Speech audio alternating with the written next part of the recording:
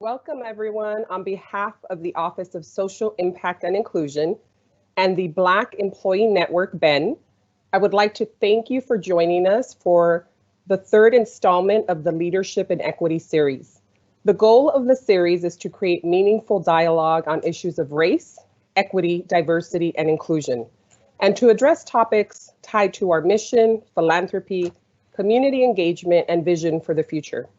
Moderating today's live discussion is our colleague Mateus Baptista, Deputy Director for Strategy and External Affairs in the Office of Social Impact and Inclusion.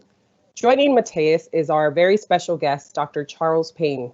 Charles Payne is the Henry Rutgers Distinguished Professor of African American Studies at Rutgers University Newark, where he directs the Joseph Cornwall Center for Metropolitan Research.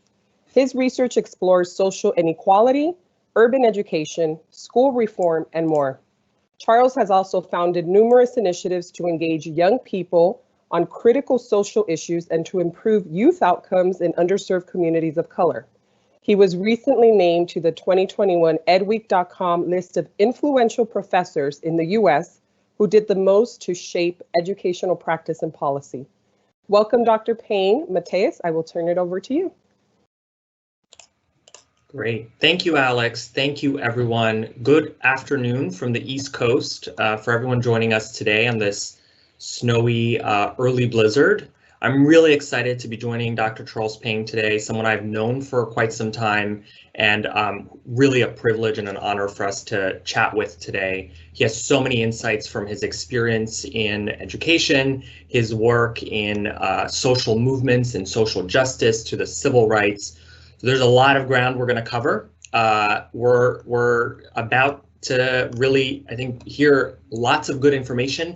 There will be a chat box at the end. So for all of those of you who have interesting questions come up as you're hearing the conversation, feel free to drop those questions in and we'll get to it towards the end of the conversation. In today's conversation, we're going to cover the topics of social change, leadership, organizational change, and so much more. So let's dive right in. Charles, welcome. How are you today? I'm fine, thank you, Mateus. How are you? I'm doing well. So as Alex mentioned, you've studied civil rights, you've studied education, urban school reform, you've worked for, you've worked for the Chicago Public Schools, you've studied a lot of different and interesting topics. What motivated you to get into this scholarship and what motivates you to continue doing this work? At one level, my first reaction is, well, you got something more interesting for me to do.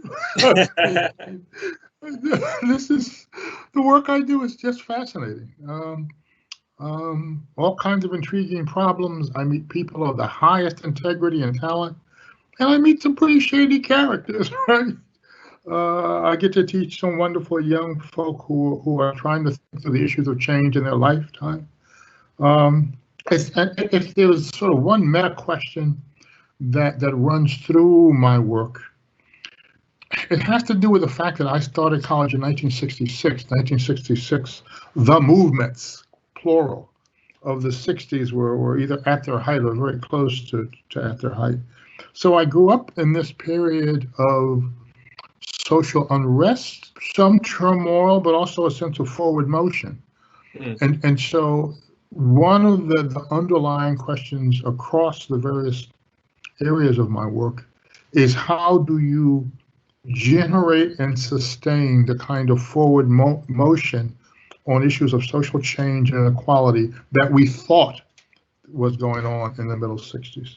And was going on to some degree, just not as much as we thought. That's fascinating, and obviously there's a lot that we will get to as how we can apply those lessons learned and what felt like intractable social problems of the day. That in today's time we are seeing the resurgence of some of those same problems. So we'll definitely get into that. What I'm interested in, and we've worked in Newark together a lot on the education reform work. Tell me about the intersection between the civil rights. So you had worked on civil rights scholarship and history, and then you pivot, if we can call it that, into education and studying school systems and what it takes to get children who go to underperforming schools to learn and thrive. So how are those two things connected, and how did you end up in education from starting off in civil rights?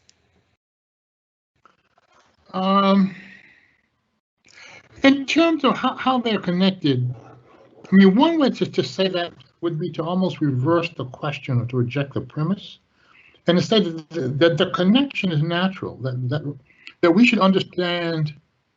One of the things we most need to understand about social movements is the way that they operate as engines for growth. They accelerate the development of the people who are close to them.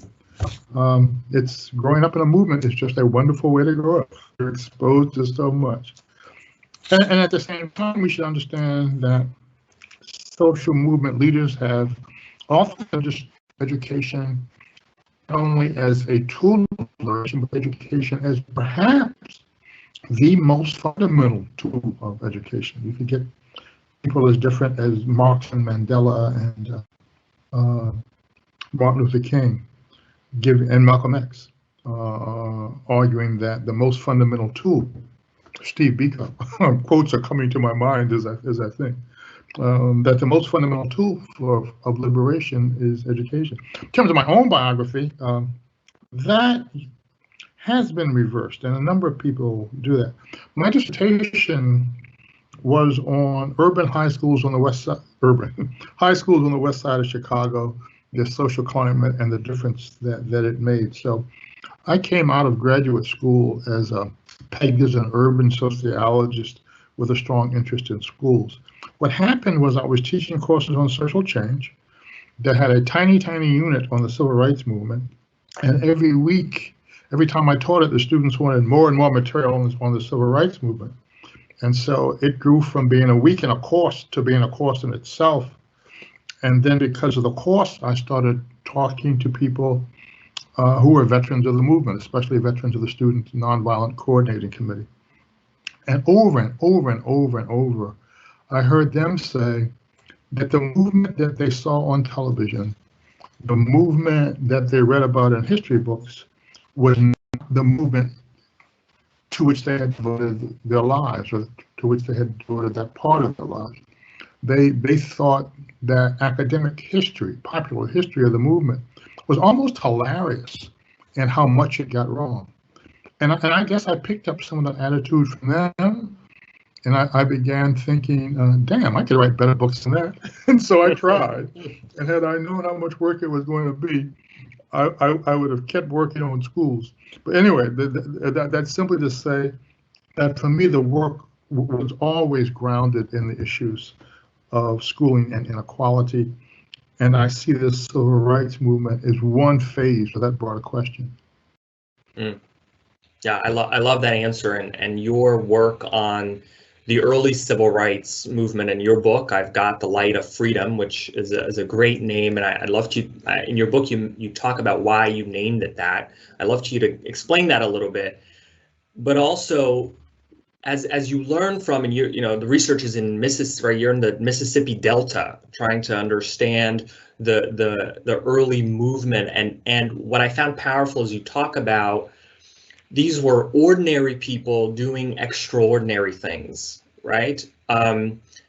So what you know from that time period, what would you say we can learn? What are some lessons we can learn about what it takes to create that kind of social change and movement that we can learn from? That's a big one.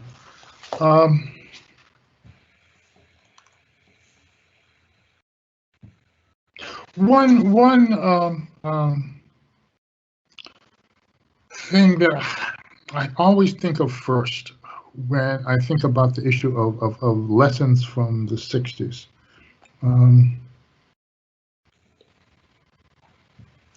As the movements of the 60s became radicalized, as they began to understand social problems less in interpersonal terms, there are some bad white people in the South, and more in structural terms, there was a problem of systemic racism across the country. As people made that kind of shift, And there'd be another shift in terms of how people understood the war, another shift in terms of how people understood gender, but always these shifts in the direction of becoming more structural, more systemic in the way in which they analyze social problems and solutions. For reasons that I cannot explain to my own satisfaction, let us say, as the shift from less systemic thinking to more systemic thinking took place,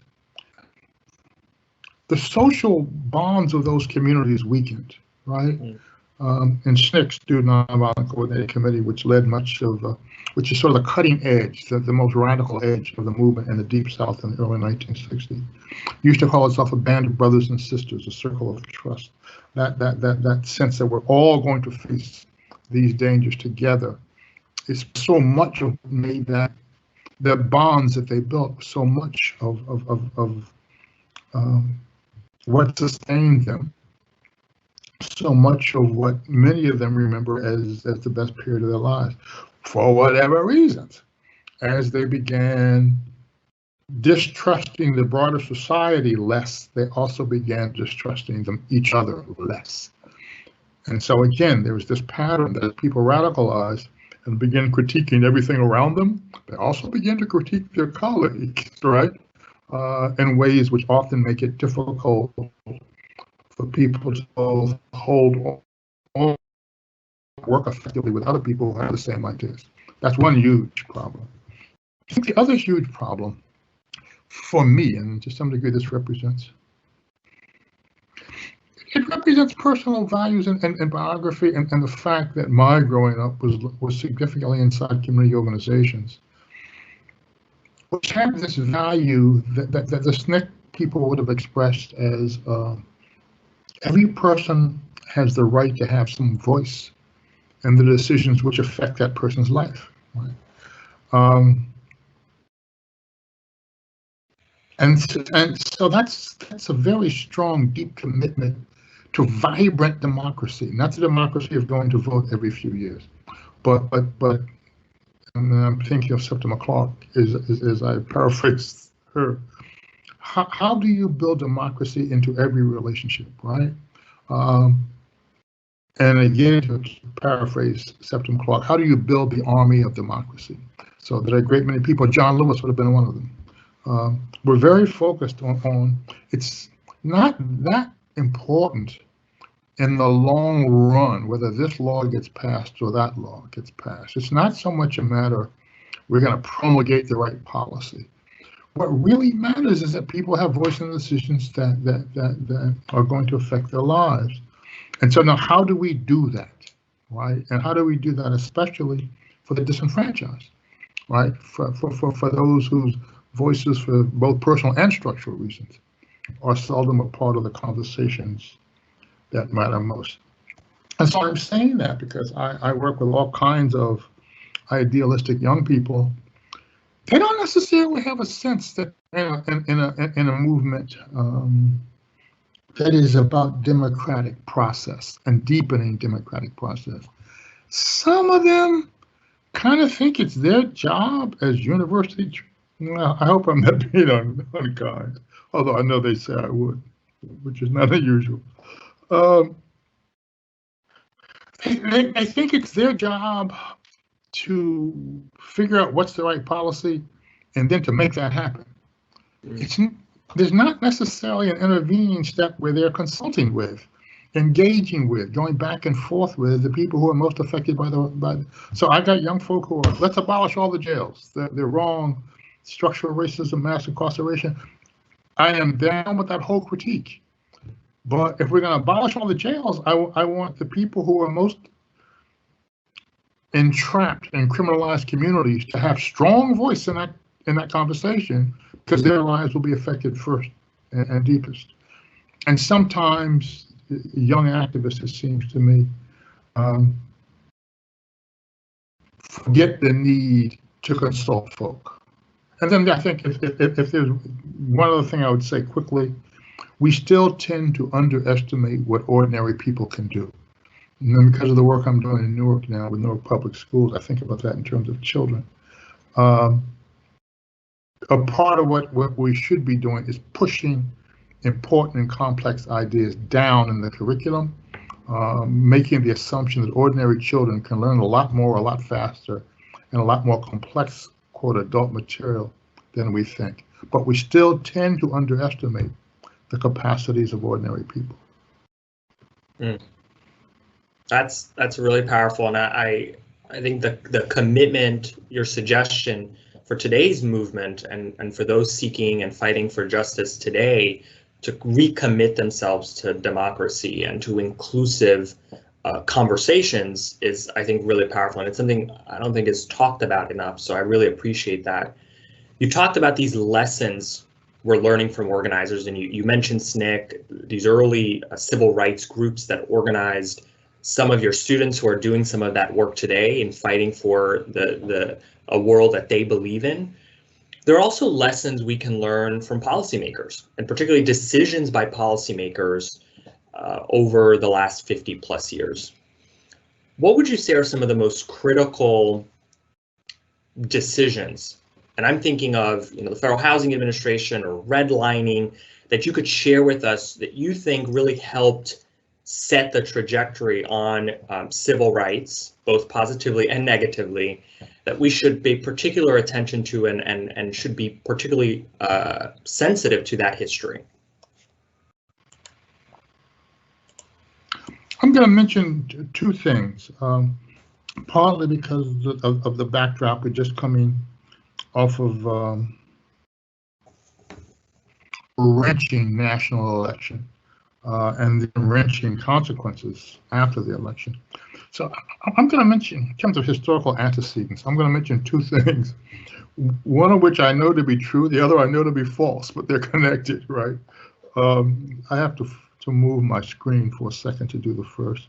Go back to 1963. George Wallace, then the governor of Georgia, comes to national attention partly because he stands in the schoolhouse door. It was staged, by the way. There was no real attempt on his part to keep the kids, the black kids he was trying to keep from going to the University of Alabama were going to go there, and he knew that. The standing in the schoolhouse door on television, it was a made-up job. He had agreed with the feds that he would need his little moment, and then they could go ahead and enroll the kids. Anyhow, it's July 1963. Wallace stands in the schoolhouse door to keep two black students from entering the University of Alabama. What happened interesting after that, and then over the next few days, was interesting. Wallace got over 100,000 supportive letters, telegrams, and I'm going to say, in contrast to some stereotypes that many of us still hold, of the 100,000 supportive letters and telegrams, over half of them were from outside the South, right? People outside the South were saying, to his surprise, good job, you should keep them out, right? And that lesson became a turning point in Wallace's life, right? He took a profound lesson from that. And eventually, right, it is that lesson that leads to his run for the presidency. But what he said to his aide, reading the stack of mail and telegrams, quote, they all hate black people, all of them. They're all afraid, all of them. Great God, that's it. They're all Southern. The whole United States is Southern. Right? That phrase, right? I just want folk to reflect on that. That in 1965, Wallace saying the whole United States is Southern, right? And the implications of that, and the idea that this discussion of liberalism, conservatism, racism is built on a certain set of regional stereotypes, which have always been false, right? We exaggerate the difference between the South and the North. That's one takeaway for me from that quote. But the other story should be true, but it's not, right? It comes from the same, and Wallace, I should say, in my analysis, Wallace begins the political style that Trump brings to its perfection, right? I mean, I can take you back tactic by tactic. including the appeal to a certain kind of masculinity, right? That we saw in the Trump phenomenon of the last few years, and find the roots of that in what George Wallace was doing in '66 and '67.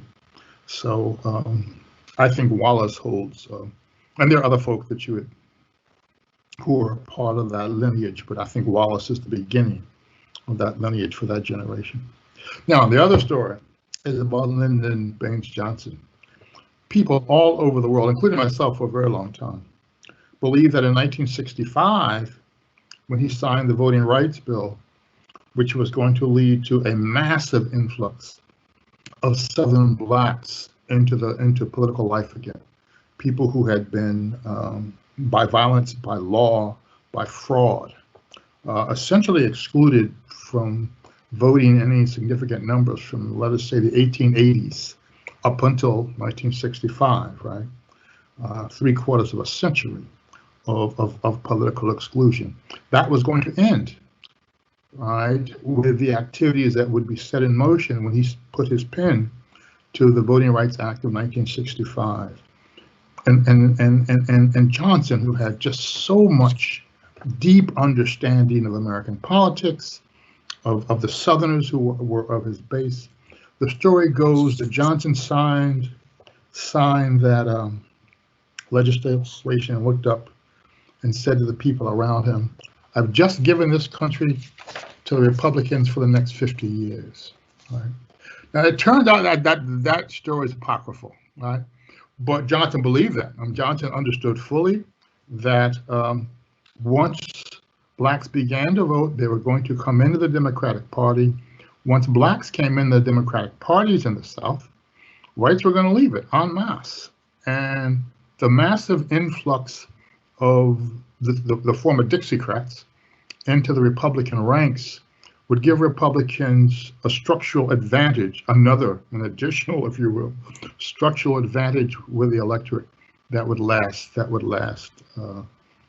for decades. So again, not a true story, but it emphasizes the fact that the racial dynamics are so deeply embedded into our politics that if you change the position of blacks in the political structure, it's going to have these kind of far-ranging, long-lasting kind of consequences. So those are two historical moments, decisions, which obviously still shape our time. Right. Thank you for that. I knew about the Lyndon Johnson, quote that is not really true, but I was not aware of the previous staged Little Rock entrance. That's really, or the University of Alabama entrance is fascinating. Mm-hmm.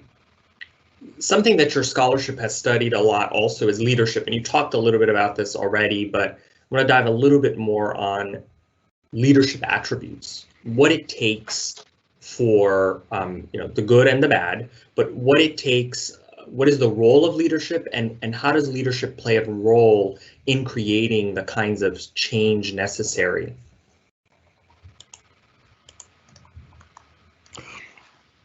I'm not going to talk about the education side of that much, but I'm just going to say that actually I'm very fond of, because almost alone among big American foundations interested in education, it has been beating the drums which say that all of these reforms that we are throwing at schools and school systems have very little chance to take root if we don't simultaneously improve the leadership of schools and school systems, right? And so clarity is dawning on us in that field very slowly, but they're absolutely right about the absolute crucial nature of leadership states which have changed the most in the outcomes for traditionally disenfranchised students. Some of the places which have changed the most have invested most heavily in the development of a higher level of leadership. So that's on the education side. We're just coming to a new appreciation of and I'm a person who used to lead with teaching ideas, lead with curriculum as the way to change. But no, I have now moved into a different camp. So I am with those. And Newark, by the way, is among part of a 70-city project to improve the quality of the principal pipeline, which is something that I'm very excited about, both for Newark and the other cities that are involved in that discussion. In terms of the civil rights side, my thinking about leadership has been profoundly shaped by Ella Baker. And when I started this work, doggone near nobody knew who Ella Baker was. I used to give a quiz the first day of civil rights courses, asking college students, name all the people that you can name who were important in the civil rights movement, and then name all the women, right? They can only get one or two women. After Rosa Parks and Coretta Scott King, they're pretty, in the old days, that was pretty much it for most college students. Now, as it happens, among activists, the name of Ella Baker has become quite well known. I think part of it is because of that song, Ella's song, "We Will Believe in Freedom, Cannot Rest." And some of it is from academics. And one of the things that's been striking about Black Lives Matter is the degree to which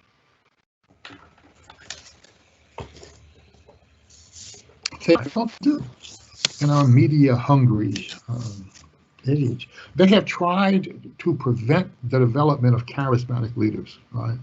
They have tried to prevent a situation where every time they do something, the press will sort of elect somebody to be their leader, and they will run to that person and ask for that person's interpretation of what's going to happen. For a very, very long time, the leaders, Black Lives Matter, appeared leaderless, and that's very much the frustration of the national media, right? Because that's how they understand their job, how they cover social action. That is very much a matter of young people trying to translate what they understand about Ella Baker and her philosophy into practice. And just footnote for the young people on the call, my impression is that a good many folk are actually misinterpreting what she said. That is, she was never in favor of leaderless organizations. She was in favor of organizations in which lots of people had leadership skills, right? So that you don't wind up with a situation in which the few people who have leadership skills can manipulate the many people in the organization who don't have leadership skills, right? So the idea was to spread leadership broadly. She was not, as many young folks say, against charismatic leadership. And for those of you who don't know her life, she was at one time, she was effectively the first executive secretary of Dr. King's organization, the Southern Christian Leadership Conference. And so for many young people at that time, their thinking about leadership was really, on the one hand, here's the bureaucratic Roy Elkins over at NAACP, the charismatic Dr. King at SCLC, and then there's SNCC, which in 1963 didn't have a single name that would have been nationally recognized, not a single person. None of its early chairs, including John Lewis, then became national figures, and that was Ella Baker. Ella Baker is the dominant influence on SNCC's leadership style, and she argued that we did not need to have groups that were centered on a leader. We needed to have leaders that were centered on groups. Or to put that a different way, the first obligation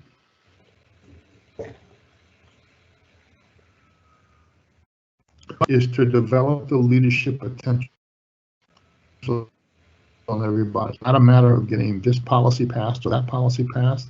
It's about creating people who are analytical, who are confident, who know how to work with one another, who understand the levers of power. And it is not about being that person. It's about helping other people be that person.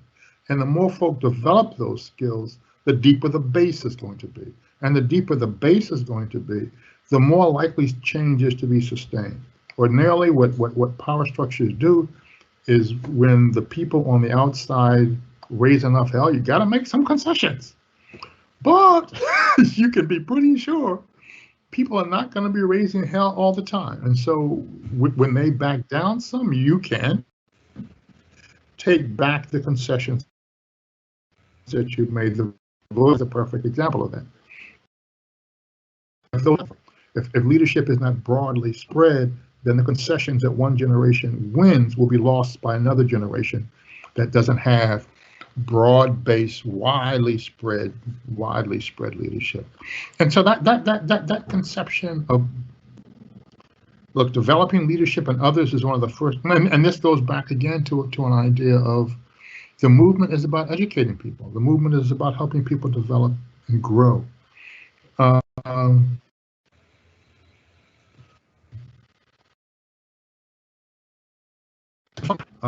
a stumbling kind of way, I try to sort of take that into all of my work. I mean, my work at Cornwall, my work with school systems. I try to keep myself thinking, and it's not, sometimes it is easier to do things oneself rather than to put a younger, less experienced person in charge of doing it, taking longer. You know they're going to make some mistakes, and sometimes you feel like you don't have time for that. But if you don't do that, then the young people never learn, right? And then they won't be ready to step on stage when it's time for step on stage. So that the leadership skills being widespread and the importance of developing leadership in others, those are probably the two things I would think of first in terms of what I have learned from my studies about thinking about leadership and social change. Mm. I really appreciate that. I think for a lot of managers and other people leaders who are listening in today, our employees across Panasonic, I think the leadership, your response about leadership applies, right? Even in the business environment, about how we help support and build a bench of leadership beyond beyond just those already in leadership. And that's a constant question, right, for all businesses and really all organizations. So I think that really applies to us as well.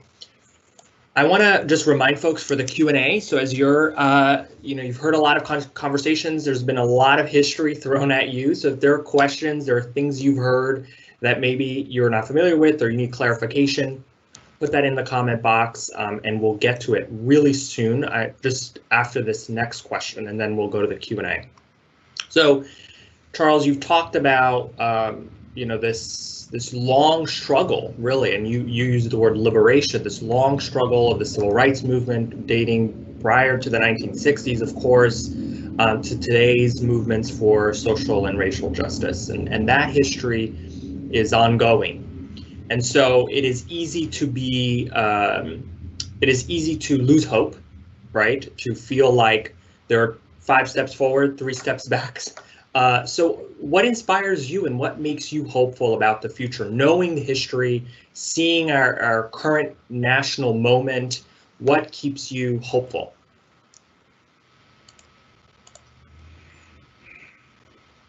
I don't know.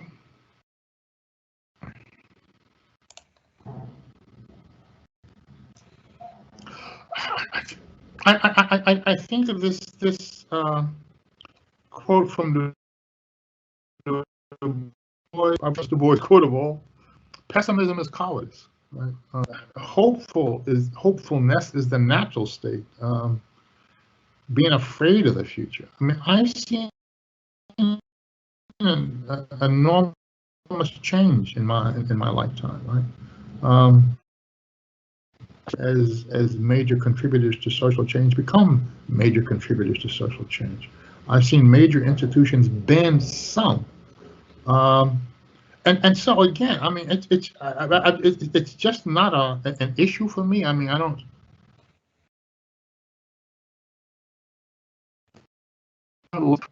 I'm sitting here. I have a picture on my desk of the Reverend Arthur Brazier. He's one of the patron saints of Black organizing. I got to spend the last 3 years of his life working very closely with him on a project to improve the Woodlawn neighborhood and to improve the quality of life in the Woodlawn neighborhood in Chicago. just a towering figure of intellect, devotion to community, just everything one wants to. So I get to work with people like that on a regular basis. So anyway, I mean, I do not have, I don't have any lack of inspiration, and always, if there were nothing else, I get to see young people growing. I mean, it's just, there's plenty of inspiration out there, and you almost have to systematically not want to see it to not see it. I really appreciate that. I think it's requires some positive thinking, but I think it's out there, to your point, and I think we if we look enough, particularly I think, as you mentioned, young people, the inspiration and the hope is already there and is already manifesting. So we are going to turn to some questions from some viewers that have been watching with us today. So we do have David Williamson. David. Good morning. Dr. Payne, thank you so much for all that you have shared with us today. It's definitely been a very enriching conversation, and I thank you. Question that I had, something that you said that I found particularly interesting, was that we had an opportunity to push some of the more complex issues down into our schools for our students to wrestle with, to come up with ideas and to grow from their engagement with them. What does that look like in a typical classroom, whether that's junior high or high school?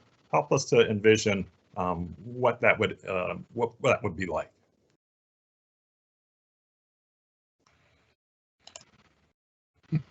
You know, just because of a opinion on this week, I've been thinking about cross, which I had some experience with in different forms. So if you get 8th grade students to tutor 1st grade students, both the 8th grade tutor and the 1st grade students will improve in their literacy or quantitative skill. And it doesn't matter whether it's called a good 8th grade student or a misbehaving 8th grade student. Some folks argue the misbehaving students profit more from this. But at the end of the experience, consistently, or even before the end of the experience, you have 8th grade students saying, boy, these little kids are bad. What is there that we can do that will help them concentrate on on what is it that gets in the way that takes them off? That is to say, the 8th graders, as they go through the experience, begin reflecting on the process of how people younger than they are develop.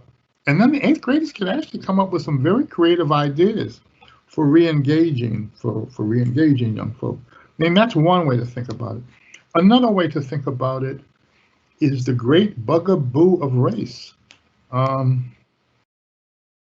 am absolutely convinced that one of the most important impediments to major change in the productiveness of the American school system is the widespread inability of school systems to have discussions about race that go beyond the saccharine, that go beyond the polite and the predictable. And one of the defenses one hears for that is, well, the kid is ready. Well, I am absolutely convinced the kids are ready for it. Can explain to them in great depth and detail. They can bring a sophistication of viewpoint to those discussions that would surprise you. And we know that if kids are exposed to that kind of instruction in high school, at least the data I know is high school data, they are more likely to become active civic participants when they are out of high school. So all I'm saying is that some touchy, controversial subjects that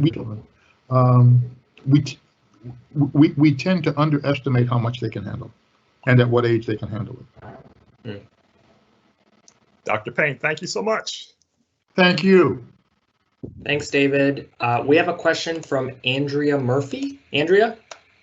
Hi, good afternoon. Thank you so much for sharing your research and your evaluation with us, Dr. Payne. I really love that you said that ordinary people did extraordinary things. And And I wonder how we develop that now. I mean, because you also said that leadership skills are needed to keep this forward motion. So I was wondering if there was one strategy, a takeaway for us to create this knowledge, especially in underprivileged communities, like Newark, so we can help, help grow that knowledge base so they can move forward. Yeah, it's hard to, it's a great question. It's a really important question. It's hard to answer without a particular kind of concrete context to think about, because it would differ in different places. So if I make up a context, if I sort of think about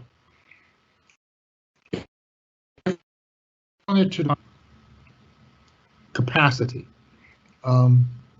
in young people who are in, let's say, junior high school, and this goes back on some ways, it overlaps with the previous question. I mean, there is always this thing. I'm sorry, different things are running through my mind. I'm thinking about a young woman I interviewed many years ago who was talking about her own leadership development trajectory. And one of the things she said is that she did not know how to give a speech, and she was afraid to give speeches. And so Stokely Carmichael, I call him, some of you know him, the later Kwame Ture, would write the speeches for her, would go over them, and then she would go out on stage and deliver it, and he would always pretend like it was her words and her ideas. He was putting her into a position that she did not feel ready for, and giving her the scaffolding, the support, for her to do well in that position. The learning be in situations where we're uncomfortable, and yet we find ways with the help of other folk who are supporting us to make those things work. So that putting people into roles that they don't think they are ready for, but then making sure that they don't flop, right? Making sure that it doesn't become a negative. I mean, a milder version of that I believe in. Our schools are starved for, our schools in the cities are starved for funds to do extracurricular activities with folk. I am a big believer that the extracurriculars are utterly essential for the development of young people, and that we greater than the cost of giving it to them, is my personal opinion. But some things are better than others. I don't know if any of you have seen that movie about the black rowing team in Chicago, but the name of which I cannot. Somebody will think about it. It's a beautiful thing. Something closer to that line, right? You don't expect that black kids coming from one of the country's most violent neighborhoods, Lawndale, will be in charge. Somebody created a crew team at Manley High School on the west side of Chicago, and they got to be very good, right? Winning some important competitions. That kind of growth process, when you do things that you don't think you can do, or when you do things that other people don't think are for your social category, those are things that I think can do the kinds of development of people, can accelerate that kind of development of people. So I like to see boys go out for the golf team and white males go out for the gospel choir, right?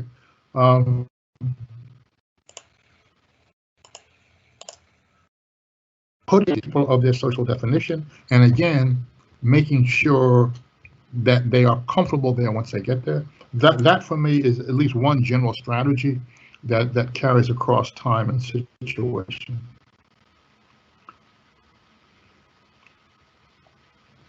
Thank you for that. I think, I don't want to talk for Alex, but I think a lot of our work that we do in the community is in line with empowering youth and giving them opportunities for extracurricular activities.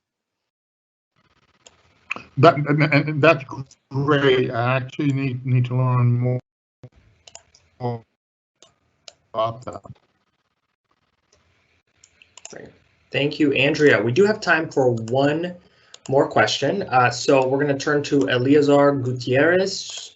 Eleazar? Yes, good morning, Dr. Payne, and thanks for all the teachings that you have brought us today. Good morning. You mentioned the civil rights movement and sort of the resistance that was happening in the 60s. What came to mind is, how do you view that resistance now with the current movements?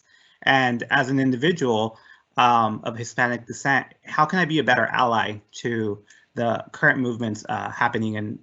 And just going back, I love the quote once again with the never underestimate what an ordinary person can do. So how can we be better allies as we go through some of these difficult times? So better allies. That's the first question. There is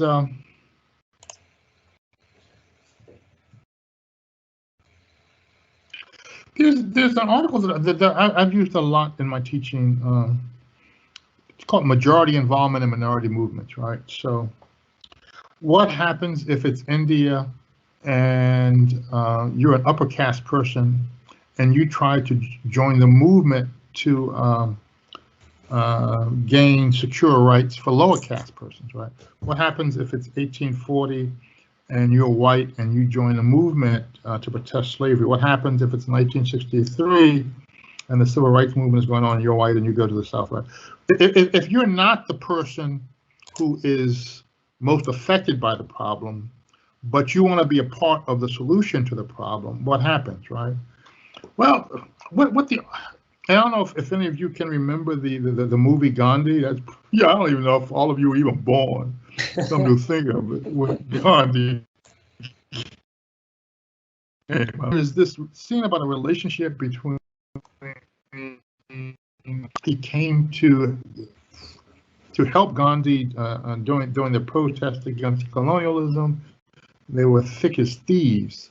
At some point when Gandhi's in jail, there's a scene where he comes and says, "Okay, boss, so what do you want done? What do you want me to do?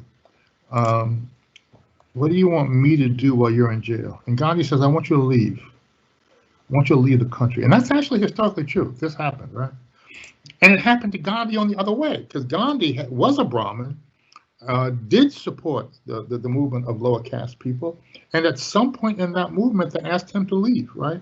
So the point of the argument is that if you're an outsider in an insider movement, things tend to go quite well at the beginning of those relationships, tend to become tense as people who are most affected by the problem want to represent themselves. They don't want to be represented by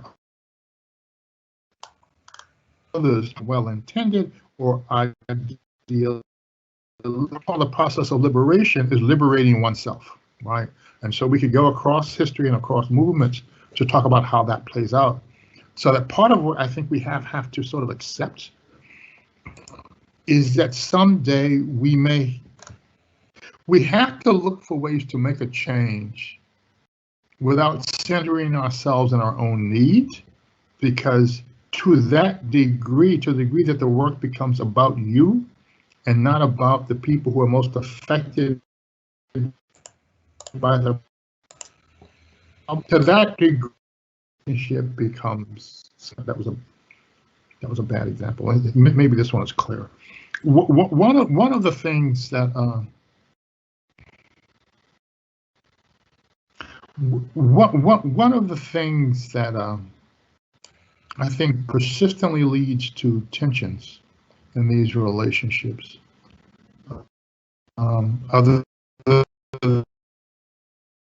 leads to tension in these relationships, is maybe, I don't want to use the term selling out, but that's the term.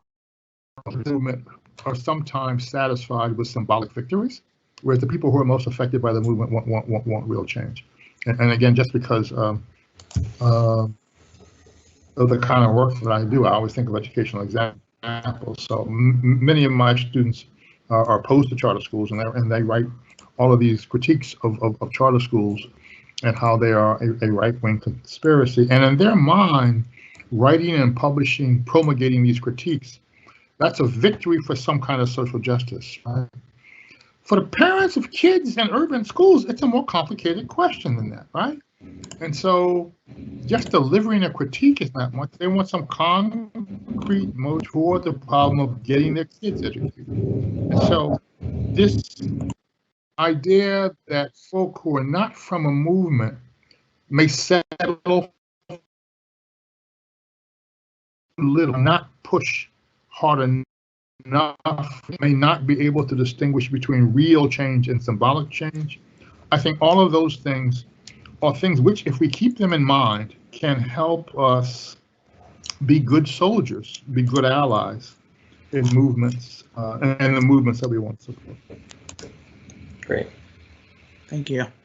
Thanks, Eleazar. Thank you, Dr. Payne. This was a And brilliant. thank you for the question. That's a very, very important question, and I hope many of us will struggle with that. Yes, yes, for sure. Thank you for joining today's conversation. We covered a lot of ground, from civil rights to education to leadership to organizational change. So to all the viewers who spent this early snowy afternoon with us here on the East Coast, listening and learning, we hope that you have some takeaways. We hope that you take what you learn and what you heard, and you explore more these issues, these topics, you engage with them, you talk to colleagues, you talk to family members and friends. And most of all, Dr. Payne, thank you so much for really spending this time with us and just sharing some of your personal work, your experience, your scholarship. And I think I learned a lot. We know each other, but I still learned a lot from this conversation. So there's I hope the conversation continues, and I really am excited to, and you'll hear more about our future conversations that we'll be hosting to help keep the conversation going. I did want to bring up. Well, thank you. Sorry, Charles. Go ahead. No, I was going to bring up Mary Battle, but do you have any other last thoughts before we? No, I just wanted to say thank you for having me. But even more than that, thank you for doing this series, for keeping this conversation going. It's just very, very important in this kind of space for people to be raising these issues. So congratulations. Thank you.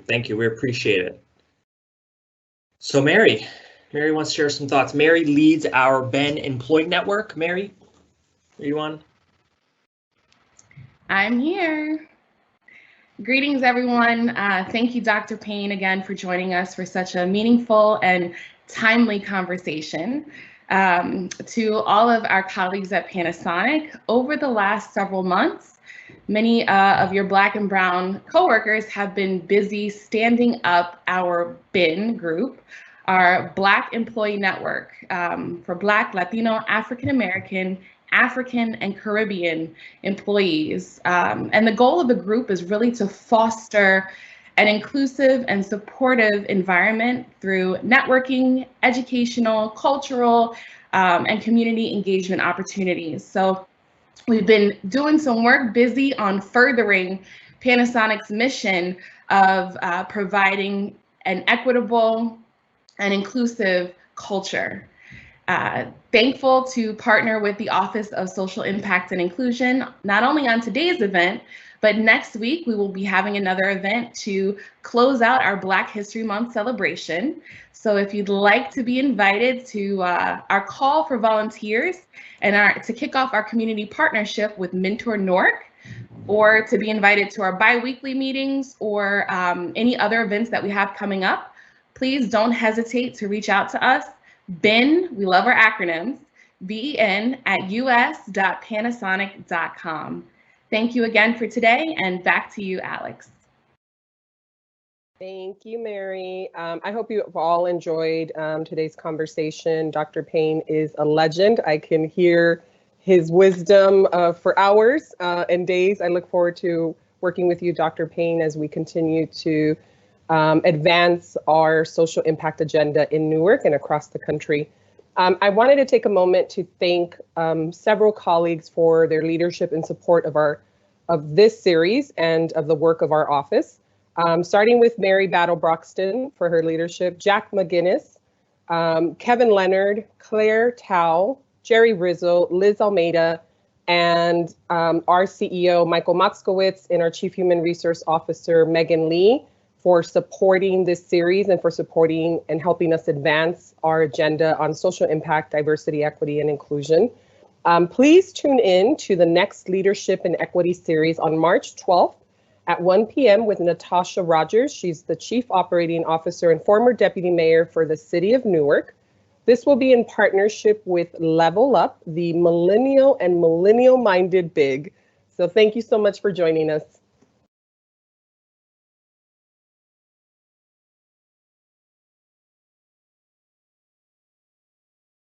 Panasonic.